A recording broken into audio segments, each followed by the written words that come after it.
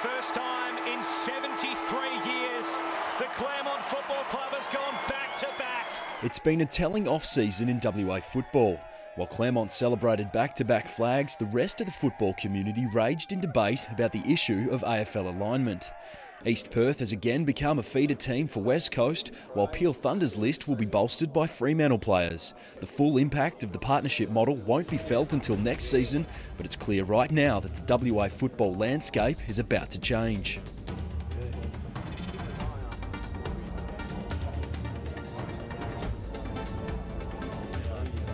Dawson with spring in his step caps off a remarkable 3-year coaching reign.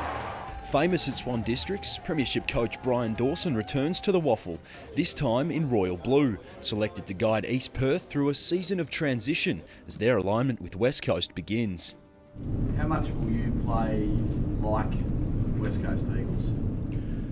Oh, look, we'll certainly take some of their style and elements on board. There's no doubt about that, but there's no direction that we must play exactly the way they would like us to play. We certainly still have, good licence over that, but it would be silly not to incorporate some of what they do. So we'll take the bits that we think we can use best, and we'll go with that. From my point of view, I wouldn't say a major change, but I agree with Dawes. It'd be silly not to pull some resources down from what we can get a hold of and implement whatever works to our strengths. Brendan Lee has returned from a year with Essendon and will co-captain the Royals alongside Craig Wolfe. It spills for Lee. Poor effort by Riggio, and East Perth have got another goal. WAFL journeyman Cam Shepherd takes over the reins at Peel Thunder, and he says his club's alignment with Fremantle has already had an impact. We played 8 aligned players on the weekend, and getting that integration right's something that we're working hard with. For this year, we did lose a lot of players that were probably fringe league players and reserves players because of the perceived opportunities with the alignment, and we don't walk away from that. But our player group at the moment is really strong, and they've got a strong bond. This is the Peel player group. We've got a strong bond, and the side will be selected in consultation with Fremantle, but on merit. On top of their partnership with Fremantle, the Thunder recruiting staff have been working overtime.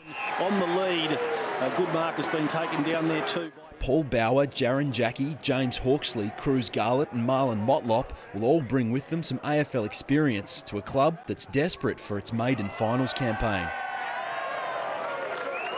Claremont's Andrew Brown has what 8 other WAFL captains are chasing. The Tigers have to defend last season's flag without 2 of their shining lights. Sandover medalist Kane Mitchell is now at Port Adelaide. Kane Mitchell kicks the goal. While Tom Lee is at St Kilda. Coach Mark Webb was quizzed on how their departures would impact the team.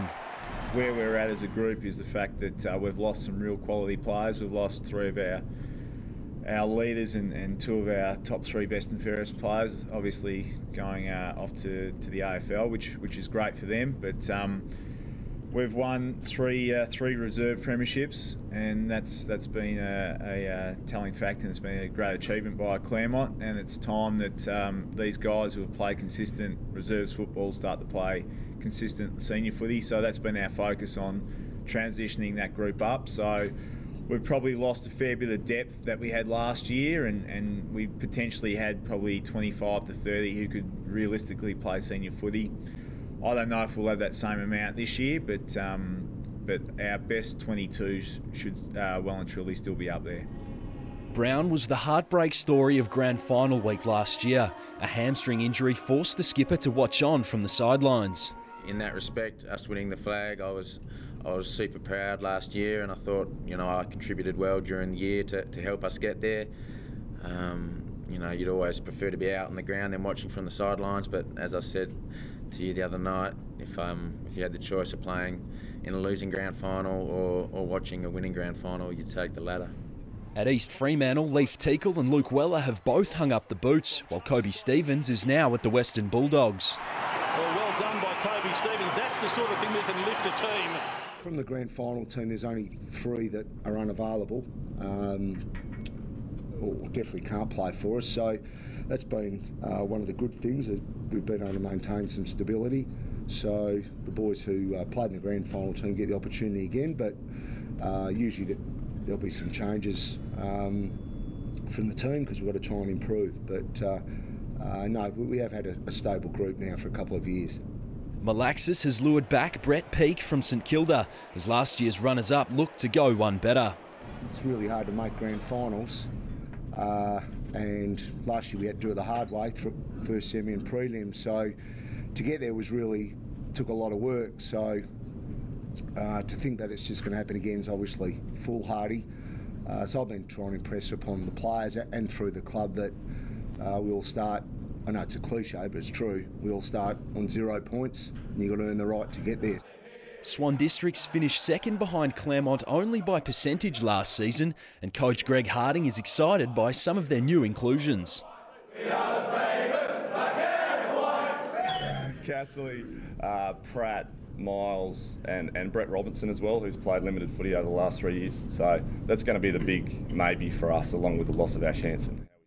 After 78 AFL games and 98 for Swans, the big red machine Ash Hansen has called it quits. So too the club's premiership captain Josh Roberts, who's replaced this season by champion defender Talon Ames. Long and Ames with those long arms reaches over the top and fisted it through. Dale Garlett's off-season has been widely publicised. The talented 19-year-old was overlooked in the AFL draft in November, then turned up out of shape to Swans pre-season training.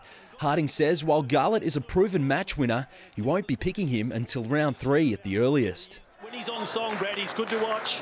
Oh, he's a super talent. Sometimes kids mature at different rates, and when Dale Garlett mentally gets it right, he'll play WAFL footy at a high level, and he'll play AFL footy in time, and he's potentially a 200-game AFL player, there's no doubt. So he's been back at our club since probably early February. I'm not going to lie, he's had a truncated pre-season, but the first day he stepped in February, he was the best on track by a country mile. Chris kicks inside 50. Could pick up. For Bill Monaghan and West Perth, 2013 is all about reaching internal expectations. Everyone had us about the mark last year, and we fell well below that expectations, and they were our expectations too. We've lost a lot of experience this year, but the great thing about that is that we've got a new bunch of guys who are pushing up, and the training and the commitment from those guys have been fantastic. So whilst Lacroix and Burns, Flay are gone, there's going to be a lot of players coming from underneath who will replace them and be great players for our football club for a long time to come. You know, probably the senior guys performed below expectation last year and sort of took the onus to take that on board for this year. But, you know, the likes of sort of Nelson and Black and those young guys, they're having a pivotal role in the development of the younger guys around their own age. So the impact that they're having is huge on the group. At Souths, the Bulldogs are desperate for a return to finals football, and as far as second-year coach Paul Hazelby is concerned, 2013 is a fresh start. I think I came into the job last year after John Dimmer had planned for the pre-season. He was already 2 weeks into that pre-season, so I didn't have a chance to plan the way I would have liked to. And I've got the chance this year, I've done that. We've implemented a fair bit of change, bringing in our first full-time strength and conditioning coach, and he's ran a terrific program, so we look forward to seeing the benefits of that this year. They may be a stronger and fitter bunch, but the Bulldogs will line up without a host of their usual suspects. Hayden North, Ryan Murphy, Josh Head and Toby McGrath have all decided to hang up the boots. Almost 700 games experience gone. But the coach is focused on the new names coming through. And Toby McGrath makes no mistake. We had a pretty good finish to the year. Guys like Mitch Banner, Adam Carter, Warwick Andrioli, and also Alistair Gillespie coming into the squad gives us a bit more depth to work with, coupled with a big focus on our fitness campaign.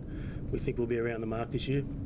Subiaco's recruiters have been busy poaching former AFL players Jared Kaler-Thompson and Andrew McDougall, both from Perth. Just eases into the kick, didn't try and kick it too hard, puts it straight through the middle. On top of that, the club has welcomed back a favourite, Triple Premiership player Jared Schofield. He'll coach his old club and a few of his former teammates. Obviously, I was lucky enough to play with Sco sort of 3 years ago. He's someone that's always been sort of surrounded by or involved with success, whether it was West Coast, you know, then Port Adelaide, Subiaco, Claremont. So he was a person that knew success, and we needed some pretty significant change after the end of last year. I reckon we'd come back a fair way, so we needed a fair bit of change, and you know, Sco's certainly done that, ticked all the boxes. We've been training pretty hard, but obviously, you know, working on just our conditioning side of things and our strength. We just try to raise the bar, and to be an elite WAFL side, you need to have elite standards that you need to meet, and we've just tried to implement them. Perth Demons fans can expect a new-look team this season. Starved of success since 1977, the club has no problem attracting star recruits, but is struggling to hold on to them. Kayla Thompson, McDougall and Leon Davis, just a few Demons who have opted out of Lathlane. We've had a major overhaul this year. We've got new players that want to be a part of success. So, yeah, from day one, we've tried to implement a culture of a winning culture. So, whether it's an intra-club game or whatever, we want to win. So, yeah, we've got values there, and we want players there to live up to those. We've had a complete change of our playing list. 29 new players we have at our club, and we've had a major, I suppose you'd say, clean out. Lost some talented players along the way, but we've also gained some very impressive new recruits. Former Bomber Kyle Reimers has signed on, and Hawthorn Premiership player Chance Bateman returns to the club from which he was drafted back in 1999. Yeah, it's always great to see players come back to your club, like a Chance Bateman. We had Leon Davis last year, but yeah, Chance has had a great impact on our footy club, and certainly looking like being a leader over the next couple of years at our footy club. So really excited to have him back. Kyle Reimers is obviously a new recruit to our club, and you know, still only 24 years of age, and he's got talent to burn, and we're looking forward to him having a strong season for us. The Demons also farewelled one of the club's greats in Ross Young. 3 times the club's best and fairest, plus a Sandover medal. His role as Perth's captain will be hard to fill.